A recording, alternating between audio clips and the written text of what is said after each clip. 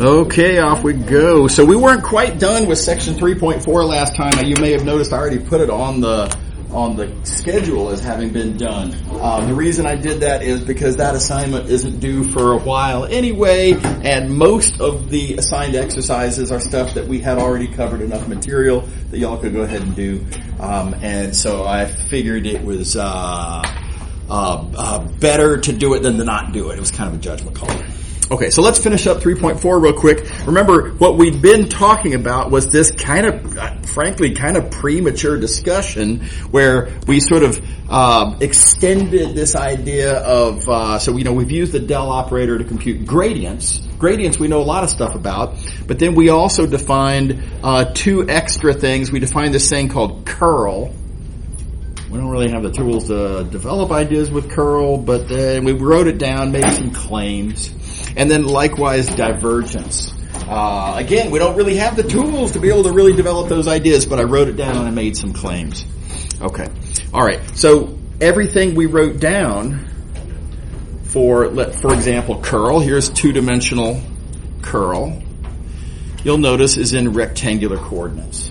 So what we're going to do real quick here at the end is talk about, well, what if you want to do curl in polar coordinates, or three-dimensional curl in spherical coordinates, or how do we do it in curved coordinate systems?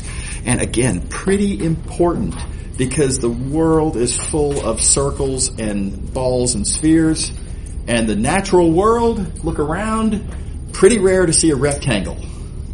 Right? So rectangular coordinates make sense for us, have nice mathematical properties, but the real world doesn't care. Right? So very convenient in many, many circumstances to be able to do stuff in curved coordinate systems. So let's just kind of write stuff down and start playing it through. Here's some old formulas that we wrote down at different stages in the past. We talked about the polar standard basis vectors back in chapter 1. And we wrote down either those formulas or some equivalent formulas. I don't remember exactly how we wrote them down. And then this is a flashback to the chain rule and talking about how, well, if you have a function of x and y, and if x and y are functions of r and theta, namely polar coordinates, then you can do the chain rule and then solve for x partial and y partial. And again, we talked about that a while back. So notice that's all we need to make sense out of the del operator. Literally, the del operator, I can just solve for the first rectangular standard basis vector there. You got to do a little algebra, right? You can solve for j likewise. And let's see here, d by dx is right there. d by dy is right there. And you plug it all in and you write it down and you multiply it out and you collect some terms and yada, yada, yada. There's your polar del operator. So if you're doing business in rectangular coordinates, then sure, Matt, I guess this is the easiest way to do things, right? But if life comes at you, as it usually will, well, okay, let me not overstate it. As it very often will, right? Where the stuff you're looking at it makes more sense to write it in polar coordinates. Here's how you apply the del operator to stuff that's written in polar coordinates. All right. Now we can take it a step further. Let's talk about divergence. Now divergence is something you do in a vector field. Here's how in the past we have written vector fields.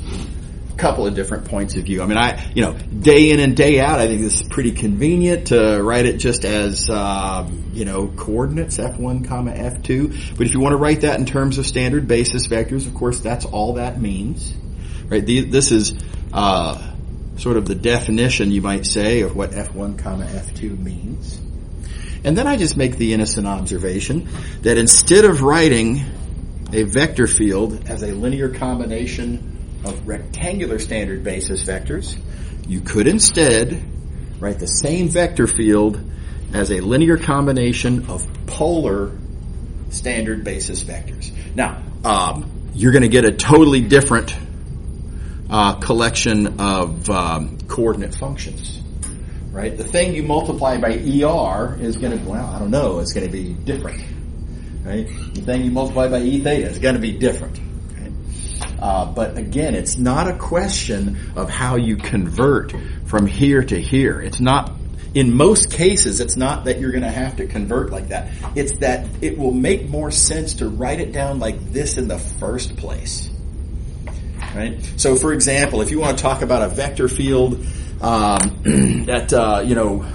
gravitational attraction towards the origin, notice it's always in the radial direction. And what you would have in a case like that is this would just be 0. Right? There's no theta element if the vector field is always radial. And then this FR would, well, you just, whatever the magnitude of the vector field is in the radial direction, just write that down. It'll just be a function of R. And again, much easier to write it down this way than that way. And again, a great many circumstances. Okay, so with that in mind, this is just a matter of writing it down again. Y'all remember divergence is del dot F. Oh, colors. Well, this is how we're choosing to write a vector field. Whatever our vector field is, write it in polar. The del operator here, this is what we got on the previous page. Now everything's in polar. And, okay, cranking out that dot product, punching out this whole thing, okay, well, there's a certain amount of effort that goes into that. That's too much for me to write down here. It's a reasonable calculation, though. I encourage everybody to give that a try. Everyone should take a few minutes, try to actually do this. Right? Give it a shot. Keep in mind, there's a couple of places where things get a little bit annoying. For example, when you look at how this term applies to this term, and in particular, where you're looking at the theta partial of this product, both of these factors depend on theta. The formula for E theta on the previous page depends on theta. F theta depends on, well, both R and theta. So you're going to have to use the product rule. When you take the theta partial of this product, you got to write down the product rule. So it gets a little ugly. It's not so bad, though. And if you work it all out and collect terms, etc., you will get this nice, compact answer, polar divergence. And again, very often, this is the easiest way to do business. Very often, FR and F theta are the best way to write the vector field in the first place. And if you already have FR and F theta, why not compute from this much easier formula? Is everybody on board with why that's just going to be easier? You could convert to rectangular and then do rectangular derivatives. The problem is that it's going to be uglier algebra. How we doing? Everybody all right? Okay. By the way, on this suggested exercise, I did make that an exam question last semester. So if you want to look at the solution, you can find it where all my exam solutions are. To be fair, it was a hard question. It was curved correspondingly. So I don't want y'all to think that I, did something brutal to those students last semester. It was heavily curved, right? But the first steps, all pretty reasonable. And then the hairy algebra that ensues, again, we were very generous in the grading on that. So anyway, the solutions are out there in the usual location. Give it a look. Okay. All right. So that's the process for how to do these things. These operators are all built up out of standard basis vectors and partials. Right, partial operators and dot products and vector field components and stuff like that. And you could just write everything in polar and just throw it all in there and compute. And it's nothing but tedium to do those conversions. So likewise, totally analogous to the above, here's what curl looks like in polar coordinates. Two-dimensional curl. And so again, very convenient in some cases. In 3 dimensions, the calculations, again, very similar, harder. I don't particularly encourage that you check this formula for spherical 3-dimensional divergence. It's not that you can't do it, you can totally do it. It's just probably more trouble than it's worth. But if you want to give it a try, go right ahead, and this is what you'll get. Is that cool? By the way, in practice, when you need these formulas, by the way, please don't memorize this. You don't need to, there's no reason to memorize that. I've never memorized this. When I need this formula, I look it up. And it's, it used to be that there were certain physics books where I knew exactly where to go to find it. Nowadays, I would just Google it, find the Wikipedia page, and it's right there. So anyway, no need to memorize these extensive formulas. Okay. All right, so we're done with Chapter 3.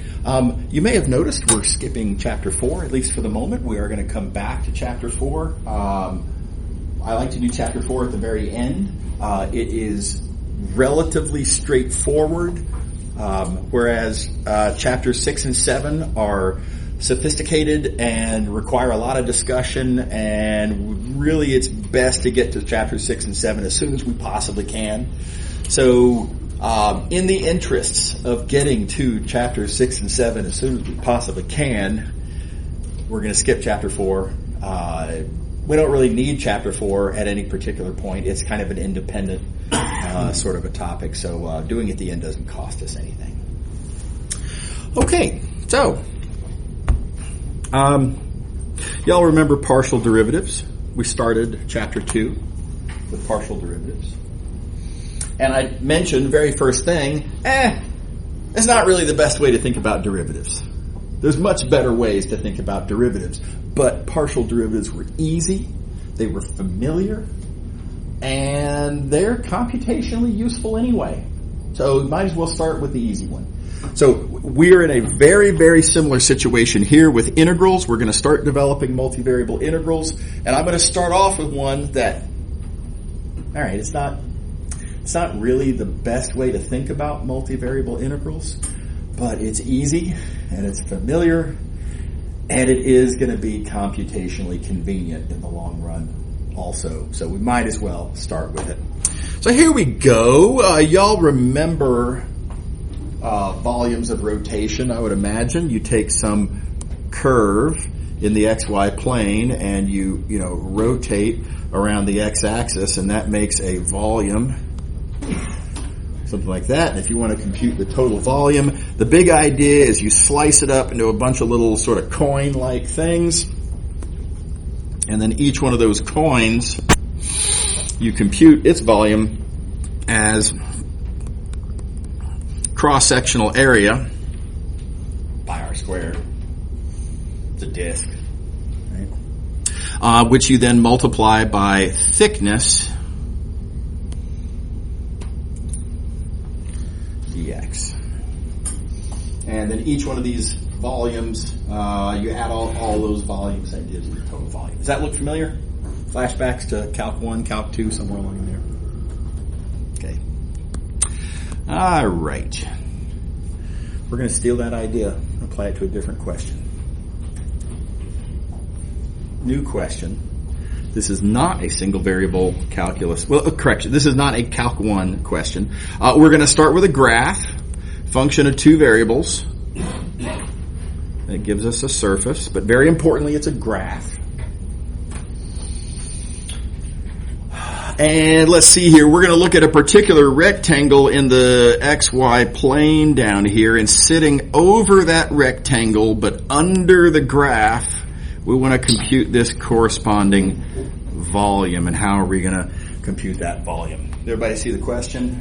right? Kind of analogous. You may notice, like the sort of the standard, the classical first example of a single variable integral was compute the area under a graph of a function of one variable. Now we're computing the volume under the graph of a function of two variables. So instead of a one-dimensional curve, now we have a two-dimensional surface. Instead of the area under the curve, we're looking at the volume under the surface. But it's totally analogous. Yeah? Okay, and again, stealing the idea we just talked about above, we're going to cut it into little slices. Right? And then I'm going to integrate in the y direction like that. I'm going to have a bunch of little slices, kind of slices of bread that give me the volume of the whole loaf of bread, if you will. And the sum of the slices gives you the whole loaf. That's going to be our big picture strategy. Now the problem is, in trying to figure out how much volume there is on any one piece, I'm going to need to figure out how would I compute the area of that cross-sectional slice. I need to know, how do I compute a cross-sectional area? Up here, the cross-sectional area was a disk. Area of a disk, no problem, pi r squared, right? A barnyard variety, high school geometry formula, nothing to it. This is not one of those shapes. But it's a shape we know how to compute the area of. It's a shape we know how to compute the area of. Oh, whoops, I hit the wrong button. By way of a different method, namely an integral. Right? This cross-sectional area here, there it is the area under that curve. That curve is where z is f of x comma y. Oh, wait a minute. Is it really? Is this a function of two variables? Not really anymore. After all, I'm looking for the area corresponding to a particular value of y. So y is fixed. I can't even talk about the area until I've indicated which value of y I want to compute that area for. Right? It's got to depend on some value of y. And so that y there is in fact a constant. So it looks like z equals f of x comma y. Shouldn't that give us a surface? No, because y is a constant. This is really just z equals f of x. And then, comma, the constant value of y. I mean, it's got to be there, right? But it's not really a variable. So area under a curve, in fact, that curve is a graph. Z equals effectively f of x. And so that area is that integral right there. How we doing? Everybody all right?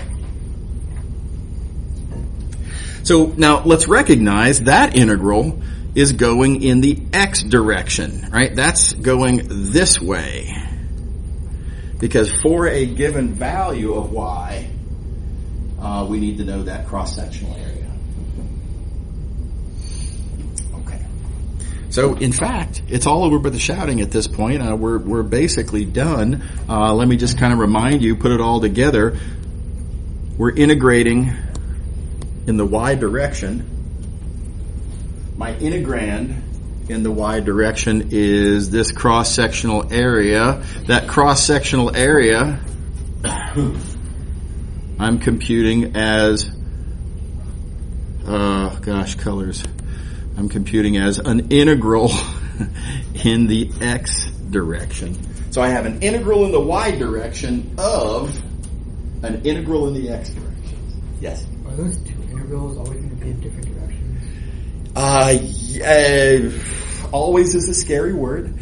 They certainly different directions as I have it set up here. There are different ways to set this up where maybe I do dy dx instead of dx dy.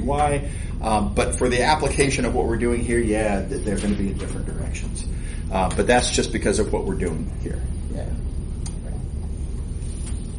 Okay, how we doing? Everybody with me? Questions? Feel free. Yes. Is it safe to say that integrals, as we speak about them in this chapter, is the same as saying the sum of something? Riemann sums, yeah, totally. Is that what you meant? Yeah. Yeah, absolutely. An integral is a Riemann sum. Very, very much so. Absolutely. What's the Riemann sum? Riemann, yeah. So that's, we're gonna talk about that more in a few minutes. Yeah, Riemann sum. It's an integral. The definition of an integral is this expression right here. Yeah. So, does that look familiar, I hope? Yeah, cool. All right, so so that's, we're getting a little ahead of ourselves here. There we go. Okay, so, terminology, this is called an iterated integral, pretty common term, because it's an integral, and then you do another integral. It's motivation. Let's see here, a couple of observations to make. I've already said this, but I'm going to say it again, just to emphasize. I'm going to say it again from sort of a more algebraic point of view. When you're looking at these two integrals, you got the integral on the inside, you got the integral on the outside. For the purposes of that inside integral, as you're computing that inside integral, let's not forget what we're doing.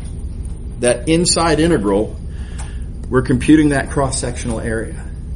That cross-sectional area is like this. It's a cross-sectional area for a particular value of y, which means y is fixed, aka constant. So when you're doing that inside integral, y, let me say that a little bit differently. When you're doing that inside integral, the outside variable should be treated as a constant for the purposes of the inside integral. Because it literally is not changing. It's literally a constant because I'm computing this way. Does everybody buy that? Is everybody comfortable with that point? Something that you got to keep in mind, right, while you're doing the integrals. Remember what variable is playing what role. For the purposes of this inside integral, x is the variable. We treat x as a variable because it is a variable. We treat y, the outside variable, as a constant.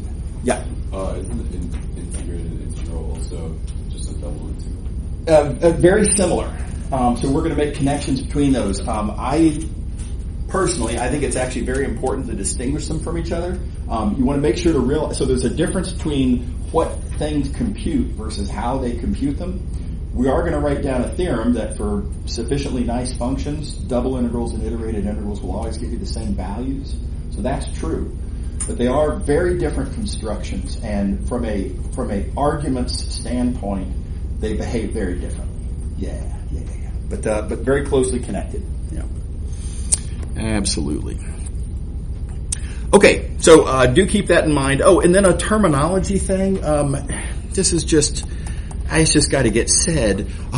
Very often people will refer to this as the first integral and this as the second integral. I think that's unfortunate. That's the order in which we constructed them, right? We started off by writing down a dy integral first, and then that brought up the question of cross-sectional area, which brought up the question of the dx integral. So as our development went, yes, but when you're computing, you have to compute the dx integral first because we don't even know the dy integral's integrand yet. The dy integral's integrand is the dx integral. So computationally, you have to go in the other order. So the whole concept of distinguishing between these integrals by first versus second, fundamentally flawed. Right? It doesn't really make any sense. It's certainly not clear. Right now, you may have a personal preference in your mind and how you like to think of them, and that's all well and good. But you got to keep in mind when you communicate, the purpose of communication is for the listener to understand what you're talking about. And I'm just saying it's just not clear. Right. So the resolution of this is we're not going to use terms like first and second. We're going to call this the inside integral, and we're going to call this the outside integral. I think that's perfectly clear. No way to misinterpret what we mean by that. Okay, let's do one. Let's get our hands dirty. Here we go. We've got we're going to look at a graph of a function. We've got some surface here. Of course, y'all will recognize this function. We know the graph is a paraboloid, and that paraboloid altogether maybe looks something like that. We're just looking at a little part of it. Specifically, we're looking at the part sitting over this certain little rectangle, and I'll tell you in just a moment how to interpret that notation for the rectangle. But notice real quick first, we are computing the volume, and we've already addressed this question. We know how to compute this volume. We compute the volume with that iterated. So we'll talk about that notation momentarily, but then all we're going to have to do is just kind of plug and chug. It's mostly straightforward, just single variable calculus followed by more single variable calculus. Okay, but let's talk about the rectangle. What is this notation? It is a weird notation. I'll agree to that right off the bat. It looks like a cross product, but it's not. That's just, we have more mathematical ideas than we have symbols to represent them with. Sometimes they get duplicated. So here, this is a reference to this, telling us the range of values for x on said rectangle. And this indicates the range of values of y on said rectangle. So this notation means the rectangle whose x range is that, whose y range is that, and I think you can see that's that rectangle. Everybody happy with that? Okay, and by the way, notice the x range of values is the wrong color, is the range of values for the x integral. And the y range of values is the range of, is the bounds for the y integral. So that's convenient. Handy. Okay, and then plug and chug, single variable calculus, hardly anything to it. There's really only one little tricky bit. Do keep in mind, for the inside integral, very important rule, the outside variable you should treat as a constant. That means that in particular, this y squared is a constant. Keep that in mind. It's so easy to forget that. Here's what I see a lot of students do. Classic blunder. They want to take the antiderivative of x squared, and they correctly get 1/3 x cubed. Cool. And then they want to take the antiderivative of y squared, and very often they'll write down 1/3 y cubed. Right? And you can see why they would write that down. But that's not what's going on. This is not a dy integral. We're computing a dx integral. X is our variable. Y is a constant. This y squared constant. And the antiderivative of a constant with respect to x is x times the constant. How we doing? Does everybody see that? Easy blunder to accidentally whoopsie, right? So you got to keep your eye on the ball. It's all too easy to just momentarily kind of forget. Okay, so that's part of what is challenging, hard. It's not that it's hard. That's easy though it is. This is the whoopsie that is very easy to accidentally make. Does that make sense? Okay. The other thing I'm going to mention, and this is just this is kind of a personal hack to avoid inadvertent mistakes. We all make inadvertent mistakes. Y'all know, of course, that the bounds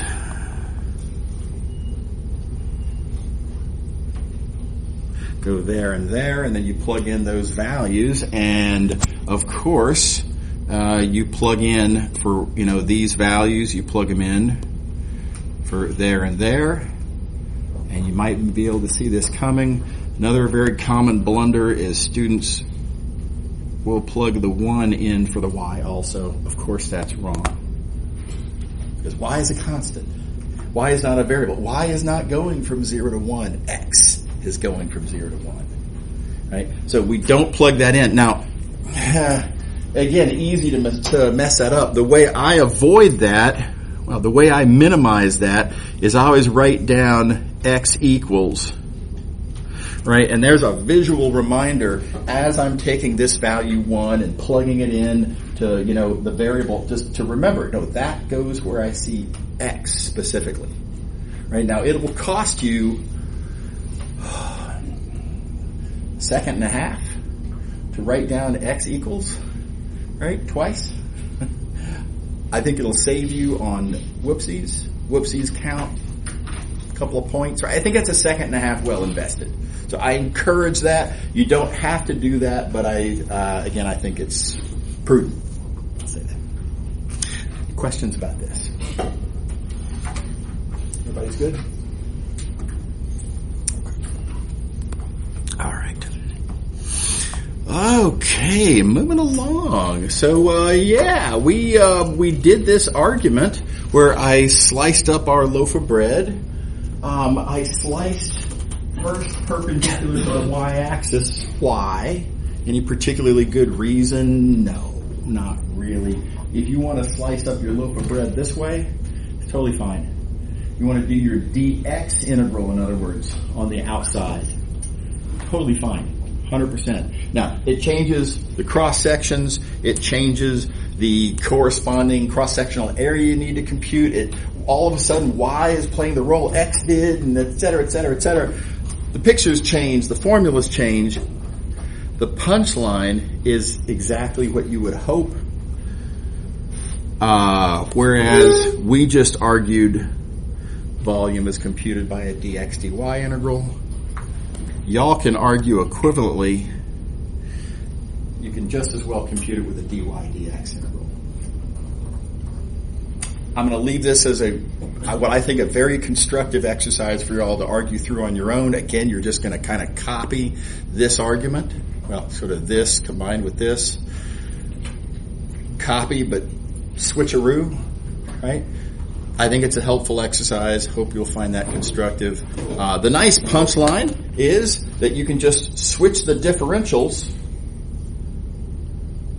Just don't forget you have to switch the bounds, of course, as well, because the bounds go with the variables. And if you switch the differentials, you're switching the variables, and you got to switch the bounds with them.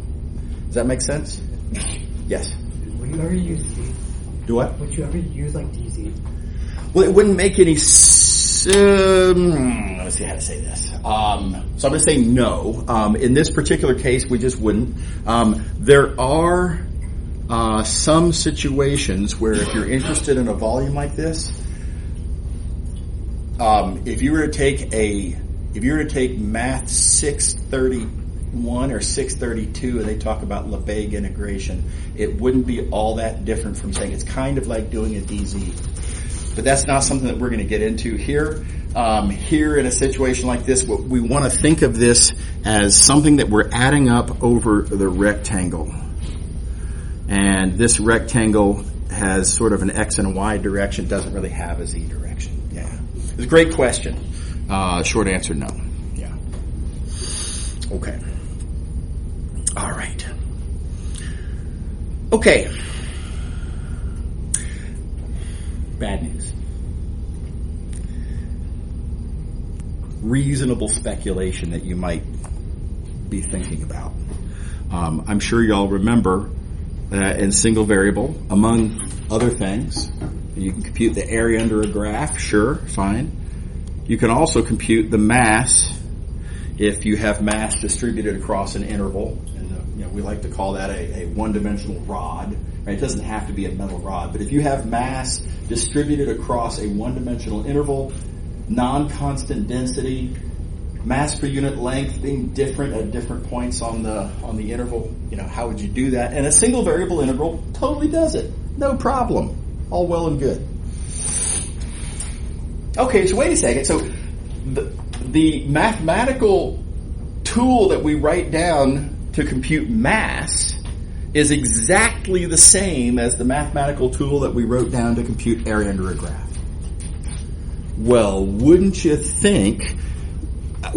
least speculate that the two-dimensional version, if you have mass distributed across an area, and if you're given not mass per unit length, but if you're given mass per unit area, across, as that mass is distributed across the area, wouldn't you think the same construction would give us a reasonable argument for how to compute that mass? And sadly, it just doesn't work.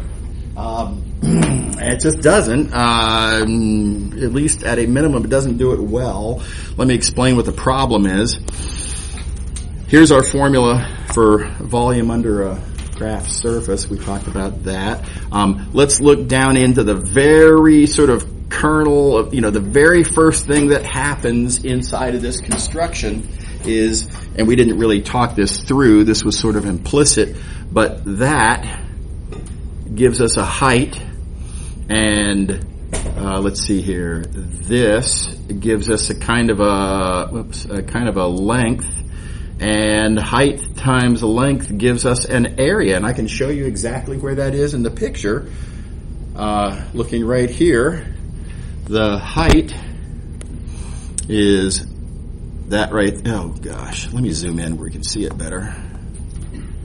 Come on, here. Okay, there we go. The height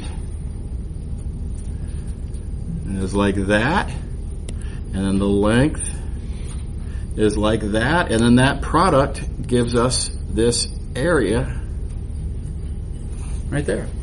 Height times length gives you area. Perfectly familiar idea. Didn't even have to say it. It was just, you integrate and you get the area, right? But implicit was because height times length gives you area, and area has the feature that if you look at each individual piece of area, if you add up all the individual pieces of area, you get the total amount of area, right?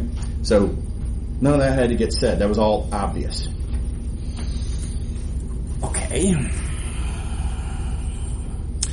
Can we do something along those lines when we're talking about mass? Well, let's write it down and see what happens. Let's see here. Looking at the analogous, if we were to write down, hopefully, with optimism, if we were to write down this analogous formula, and I write down this, well, this no longer represents height. Now that represents mass per unit area.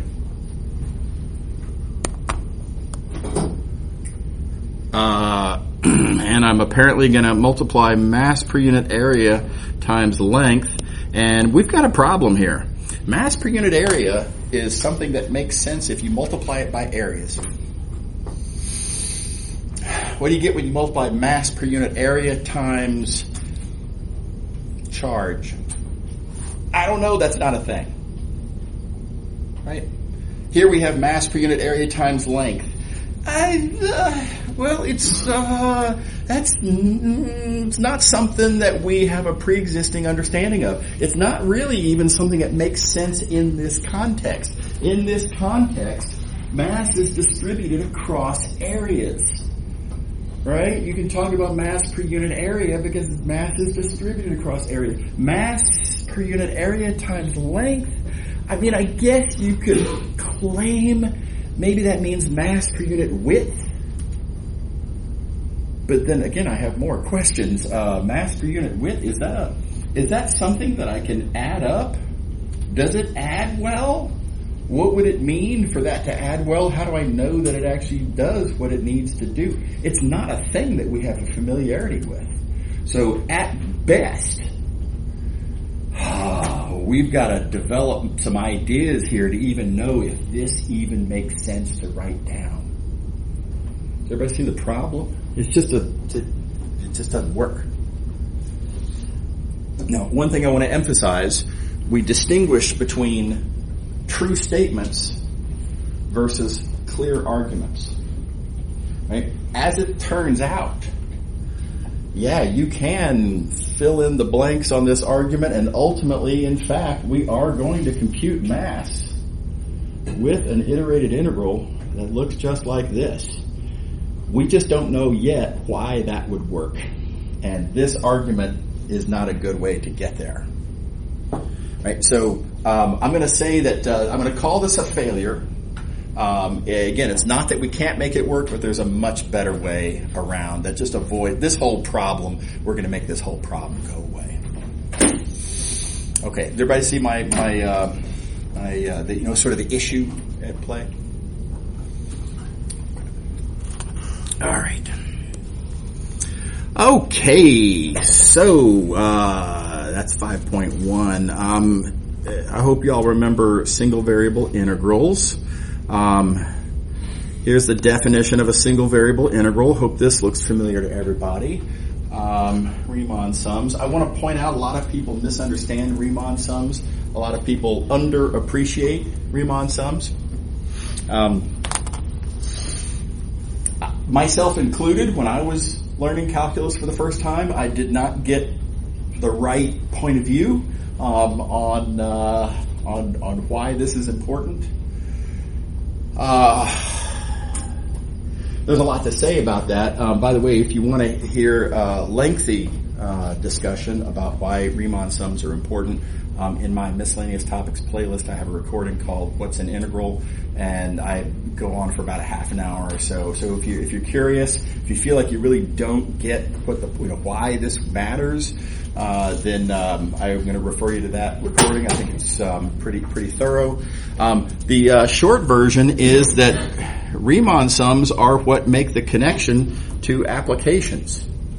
So a lot of people mistakenly think, oh, well, this is just mathematicians who just like to be, opaque and formal and fussy. And however true that may be is not the point. Okay, the point here is that Riemann sums are what allow us to make connections to applications. So mathematical purity and fussiness aside, from a rubber meets the road point of view, Riemann sums are what allow you to connect applications to something you can compute with the fundamental theorem. That's how you solve problems, right? So, for example, let's talk about the mass of a rod example, right? We talked about if you have a one-dimensional, you have an interval from A to B, and you've got mass distributed across there, and maybe sort of non-constant density. Maybe it's more dense near the end and less dense at the beginning, something like that. How would I compute the total amount of mass? Well, what I'm going to do is chop this up into sub-intervals, and then I would argue on any given little sub-interval. Oh, well, on this little sub-interval, look, it's teeny tiny. The mass per unit length is approximately constant on each one of these little pieces. And so mass per unit length times length on each little piece, the amount of mass in that little piece would be mass per unit length times length. And then I just add up over the entire interval. Literally, Riemann sums are what allow me to make this connection from a question about distributed mass to an integral. So I hope that looks familiar. Now, one thing I want to point out about this argument that I just made, no area anywhere in the picture, right? There is no area in the question. There's no area in the argument. There's no area in the answer. Area is not a necessary concept to be able to turn this question into a Riemann sum and then compute that integral. Area doesn't come up at all. In fact, if you try to make area come up, if you were to say, hey, so you want to compute mass distributed on a one-dimensional interval? So first of all, of course, that's area. Why? What area? What area are you talking about? There's no area in the question. And then you could say, all right, well, yeah, but we could look at the graph of the density function. To which I would say, why? Where is this coming from? Why is this true? And you can piece together an answer of sorts, but that answer you piece together effectively argues that mass is area by effectively doing a Riemann sum argument. So there's really no getting around Riemann sums. In fact, the cleanest way, to me, that you can argue that mass is equal to area is to first argue that mass is the Riemann sum, and then subsequently argue that there is an area that will give you the same Riemann sum. And it's like, well, I guess you could do that, I suppose, if you really want to, but of course, all you're then going to do is compute that integral with the fundamental theorem of calculus, and this little digression to talk about area didn't actually accomplish anything. Does that make sense, everybody? And I know that high schools push the idea of thinking of integrals from a sort of area under the graph point of view, and seeing a picture is satisfying and comforting, but it's ultimately unnecessary. And eventually, we're going to find it's actually counterproductive. It will be a problem eventually. Clinging to this idea that you have to think of all integrals in terms of areas. You eventually are not going to be able to. So anyway, I want to warn you off of too much reliance on the idea of area, and certainly I want to warn you off on the idea that you can just immediately make a connection like this, because I say you just can't. It doesn't really hold any water. Okay, all right, that's more than I had intended to say about it. Again, if you want to see more about single variable integrals, you can go to that recording. The purpose of all of this is so that we have a clear picture of what it is that we're trying to generalize. So we're going to momentarily talk about a two-dimensional extension of the idea of a single variable integral. And specifically, it's going to be an extension of this idea of a Riemann sum. We're basically going to write down a two-dimensional Riemann sum. Okay, here we go. Okay, so reminder, if you have a one-dimensional interval, sometimes you need to break it up into little pieces. On each little piece,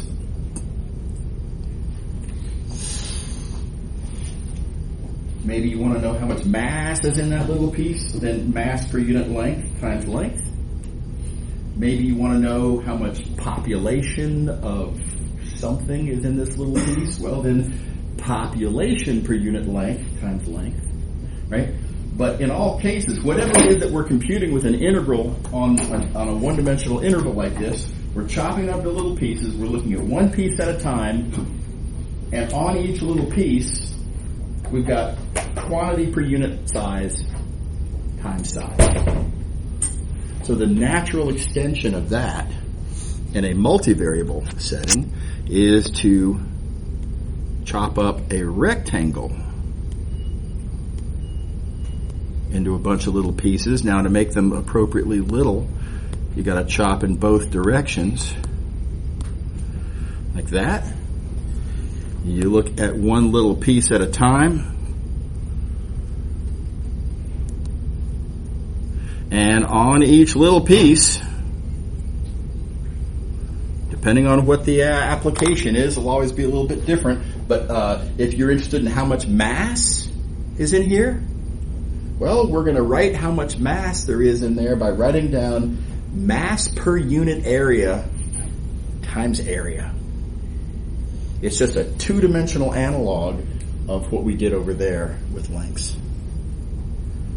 So mass per unit area times area gives us mass, and then you can add up all those little pieces of mass. The mechanics of how you would do that, we'll talk about that later.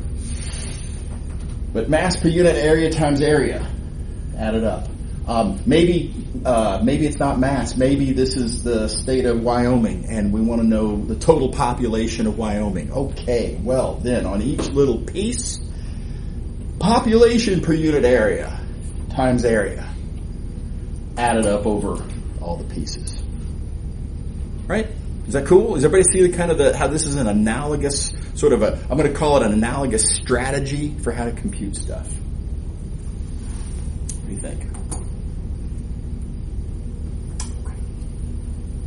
So there's a lot of little details to keep track of. Don't get lost in the weeds on this. When you slice up the rectangle, you are also effectively slicing up the interval, and these pieces are understood by those formulas. I'm sure y'all remember these formulas, delta x and x sub I, and depending on which slot you're in, I can go anywhere from 1 to n down here. And then likewise, you're also pretty much the same way going to be slicing up the y-axis.